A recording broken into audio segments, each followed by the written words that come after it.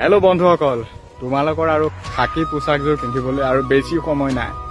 90% complete হৈ গ'ল আৰু 10% আছে আৰু 5% ক্লিয়াৰ হ'ব ভাইভাত টেষ্টৰ দিনাখন আৰু 5% তোমালোকৰ 100% সম্পূৰ্ণ হৈ যাবগে যোনদিনাখন তোমাৰ মেৰিটত নাম আহিব।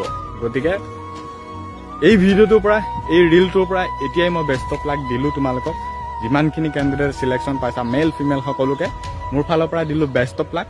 তোমালোকৰ মেৰিটত নামটো আহক আৰু যিসকলৰ নাম অহা নাই মন মাৰি লাভ নাই, হোৱাটো হৈ গ'ল সেইটো ভাবিলে নেক্সট যিটো ভৰ্তিৰ বাবে আমি প্ৰিপেয়াৰেশ্যন কৰি আছো সেই ভৰ্তিটো আকৌ এই ভৰ্তিৰ নিচিনাই হ'বগে, নাম নাহিব।